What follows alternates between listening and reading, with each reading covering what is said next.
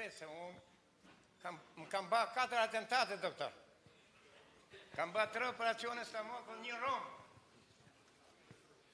Kemi i kafet krimit në Elbasan. Kafja e krimit. Se kush janë kafja e krimit, mbi cilën janë helmu disa vetë.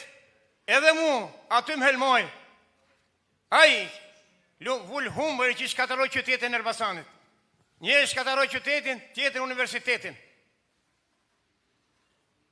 Ishte i 150 lindës për bajtëm. Studioj 6 vjetë në Austri. La Austrin dhe për 15 vjetë dhe bën shtetë Shqipërin. Shkolla ushrimore, që kanë zgjerë me qindra, normalisht, nuk përmenet fare. Nuk përmenet fare. Po pse du unë doktor Berishën, se ma bani babën mësues të kombit, pa njoftër. I kam qëndru afer, janë njëk me vëmendje, të gjithë analiza që bëhen. Dhe i di kush është e mira, kush është e keqja. Qëndresën që ka bë doktor Berisha gjatë 2 viti është një qëndres pisnikërie, e krahasuar me atë të Trumpit. Faleminderit. Faleminderit shumë. Ja kalojmë çik zonë.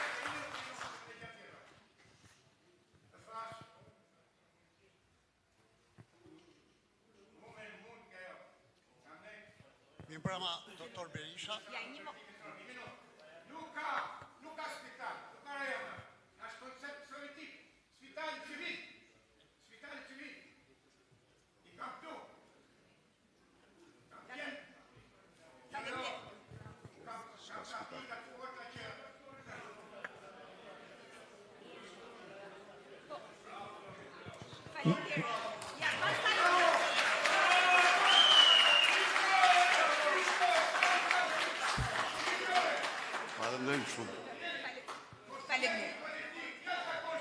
Faleminderit shumë. Kalojmë të zotëria. Mi mbrëma doktor Berisha, mi mbrëma të nderuar delegat, pjesëmarrës në këtë takim.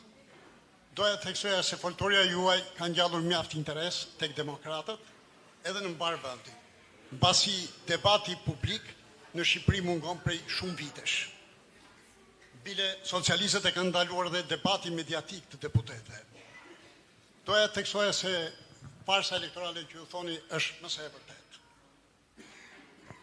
Farsa është mëse e vërtet. Por do thosha që opozitarizmi i zgjatur prej 12 deri në 13 vjetësh i ka çuar demokratët në një gjendje letargjie.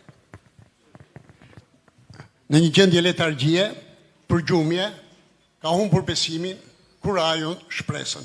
Opozitarizmi i zgjatur i ka dhënë këto efekte. Por natyrisht që ky opozitarizëm erdhi prej farsës elektorale dhe asnjë lloj rrugëzidhje tjetër nuk mund të sillte PD-n fitore kur kemi farsë elektorale. Por PD-ja ka dhe mangësitë e saj. Cilët janë mangësitë e saj?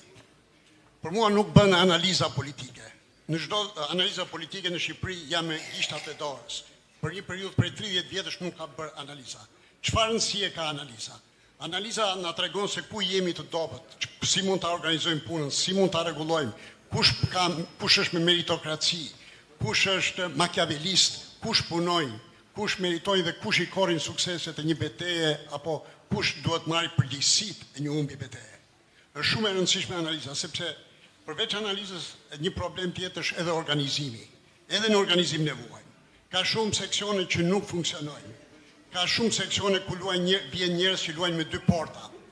PD-ja duhet të ketë një qëndrim ndaj këtyre njerëzve, sepse në shumë pozicione të ndryshme, kryetar seksionesh, në byro, vjen njerëz që bëjnë lajka qeverisë. Duhet të ketë statut për këtë punë, që këta njerëz nuk mund të ndërtojnë, se janë një shembull negativ. Dhe kjo është e përgjithshme. Përveç kësaj, doja të theksoj edhe një problem tjetër. Jam plotësisht dakord me ju që ata njerëz që kanë pasur pushtet politik dhe kanë kaluar te Partia Socialiste, kanë marrë emërime të ndryshme, i keni cilësuar tradhtar të Partisë Demokratike. Jam plotësisht dakord. Bile, unë jam dhe për këtë që të ketë një regjistër turpi për këto njerëz, dhe ky regjistër turpi që e ka PD-ja ta ketë jo vetëm për këta që kanë kaluar tash, por edhe ata që kanë kaluar më parë dhe ata që janë të strehuar në presidencë. Pse kalojnë këto njerëz? përse kalojnë këto njerëz.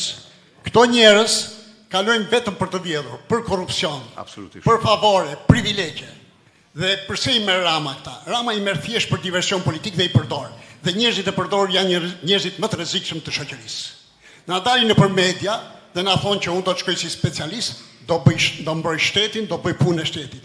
Çfarë specialistësh jeni më ju? Partia Socialiste ka me tha sa të duash specialist. Edhe ju mori ju për të shkuar për të vjedhur. Ju keni shkuar vetëm për të vjedhur, për privilegje.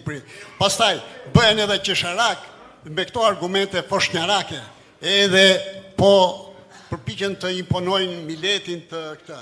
Dhe këtë gjë e bëjnë edhe shumë ish demokrat, të cilët dalin për këto media socialiste, ka shumë nga ato, dalin ka BC-ja, këtë të tjerë, dhe na thonë se PD-ja ka nevojë për reformat të thella strukturore.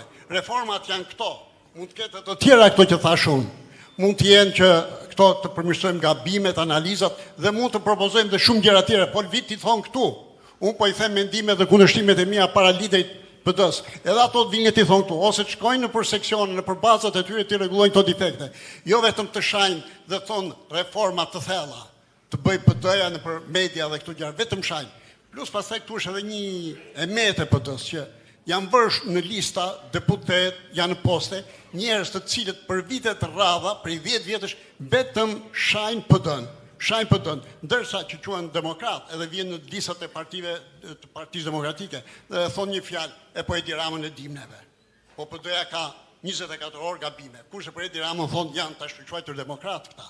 Edhe thonë që ne do të marrim përsërin tek në demokraci. Ky ishte një problem. Dhe një problem tjetër, do thosha edhe tek organizimi. Organizimi është shumë i rëndësishëm. Pse është i rëndësishëm? Në protestat që bëm neve, vitin e kaluar, pjesëmarrja ishte tejet masive. Por këto protesta patën një defekt të rëndë.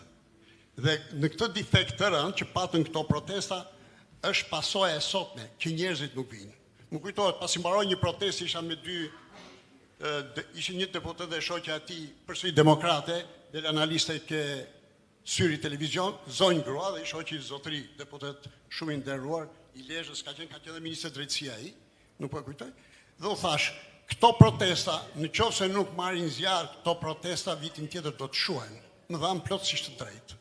Dhe faktikisht protestat që u bën masive ulën shpresat e demokratëve.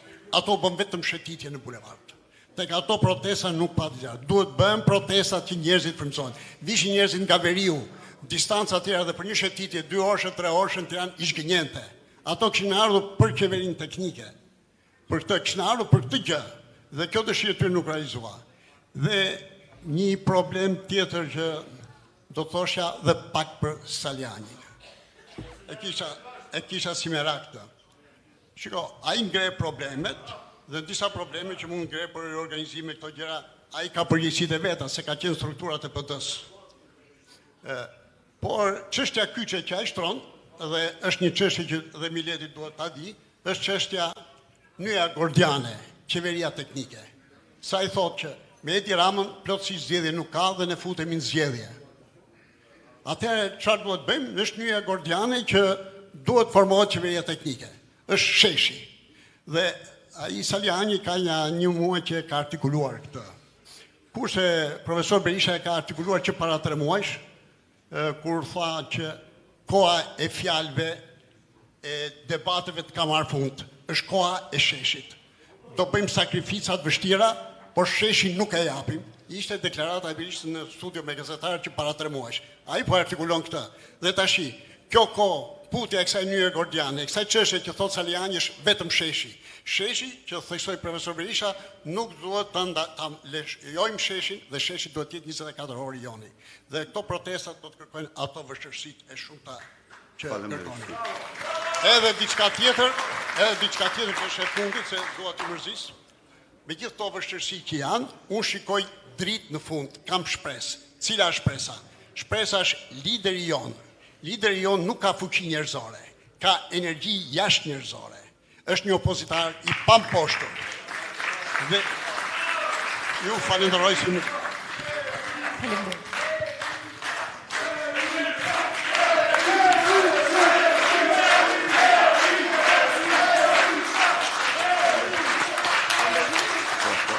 Edhe i tjetër. Okej, aty ku tjetër? Po, patjetër. Okej. Zonja aty dhe do ju përgjigj.